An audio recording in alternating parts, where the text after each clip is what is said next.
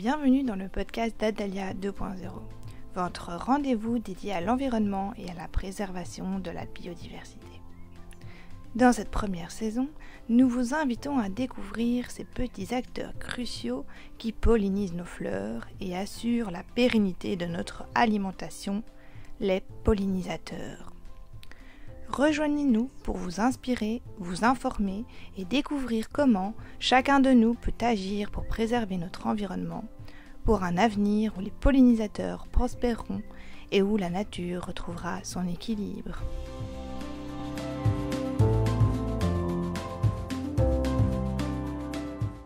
Bonjour à tous et bienvenue dans ce premier épisode de notre podcast dédié aux pollinisateurs. Aujourd'hui, nous avons la chance d'être accompagnés de Pilou, conseiller technique chez Adalia 2.0, qui a étudié les pollinisateurs pendant de nombreuses années. Pilou, peux-tu commencer par nous expliquer ce que sont les pollinisateurs ? Un pollinisateur, c'est un animal qui va transporter et disséminer du pollen de fleur en fleur. Ce processus est essentiel à la reproduction de nombreuses plantes à fleurs. C'est donc, en quelque sorte, un vecteur de la pollinisation. Quand on pense aux pollinisateurs, on pense souvent à l'abeille, alors qu'il en existe plusieurs espèces. Effectivement, on pense souvent à l'abeille domestique qui produit du miel.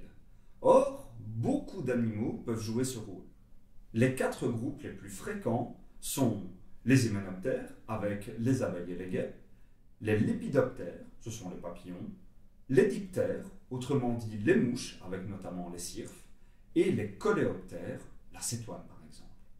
D'autres animaux peuvent aussi être pollinisateurs comme des oiseaux, des thrips, des chrysopes et même des mammifères. Tu as mentionné tout à l'heure que les pollinisateurs étaient des vecteurs de la pollinisation, mais au fait, la pollinisation, qu'est-ce que c'est exactement ? La pollinisation, c'est le transfert du pollen d'une fleur vers le pistil d'une autre fleur de la même espèce, permettant ainsi la fécondation de la plante. C'est lors de cette rencontre entre les gamètes mâles et l'appareil reproducteur femelle que s'opère la fécondation, lançant ainsi le processus de reproduction sexuée des plantes. L'une des pollinisations les plus répandues est l'entomogamie, c'est-à-dire l'utilisation d'insectes pour permettre la reproduction sexuée. C'est là que nos pollinisateurs interviennent. Certaines plantes n'ont pas besoin d'aide pour transporter leur pollen. Elles font de l'autopollinisation, un mécanisme où la fleur parvient à s'autoféconder. On parlera dès lors de plantes autophiles ou autogames, comme par exemple le poivron. Pour d'autres espèces, comme les graminées ou le saule, c'est le vent qui permet la rencontre entre le pollen et le pistil. Ce sont des plantes anémogames. Ce processus de pollinisation est fondamental car il garantit la production de graines et de fruits, assurant ainsi la survie et la diversité des espèces végétales. Mais quel est donc le but des pollinisateurs ? De polliniser les plantes ? Non. Le transfert de pollen est une conséquence du but premier des pollinisateurs. En effet, les pollinisateurs ne cherchent pas à polliniser les plantes. Les animaux qui butinent les fleurs recherchent des ressources. Et ces ressources sont souvent du pollen et du nectar que les pollinisateurs cherchent à consommer directement ou à transporter pour leur progéniture. C'est donc pour ça qu'on voit des abeilles avec les pattes remplies de pollen. Mais comment est-ce qu'elles font pour transporter autant de pollen ? Les abeilles sont spécialisées dans le transport de pollen car elles le ramènent à leur nid pour les larves. Elles ont des adaptations particulièrement efficaces pour transporter la précieuse ressource.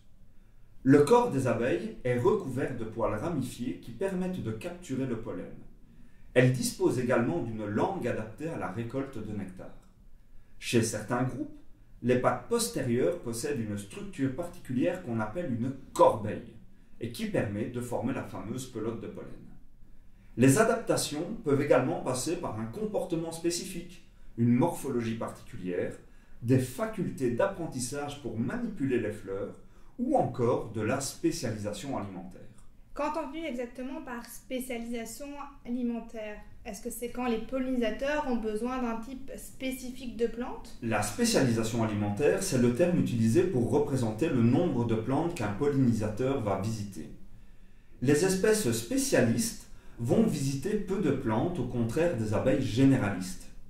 Cela peut être influencé par divers facteurs tels que la morphologie de l'insecte ou de l'animal, les caractéristiques des fleurs et les ressources disponibles dans leur environnement.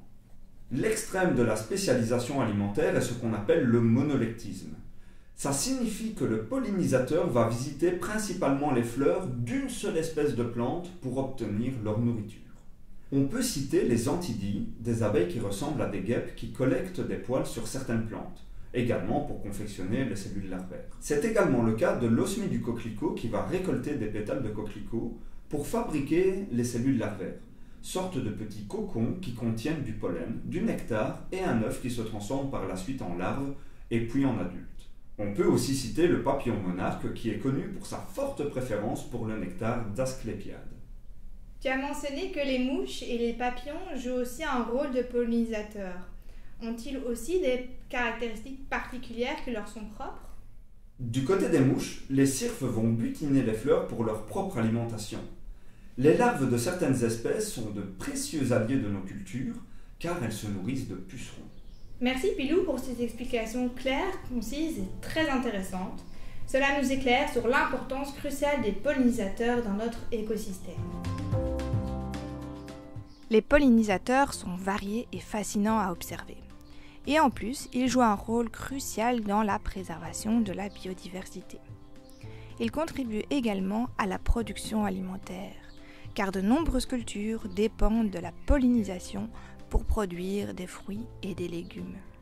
Laissez plus de place à la nature et laissez-la vous émerveiller. Pour plus d'informations sur les pollinisateurs et d'actualités sur la nature, visitez notre site internet www.adalia.be et suivez-nous sur nos réseaux sociaux. Un podcast de l'ASBL Adalia 2.0 avec le soutien de la Wallonie.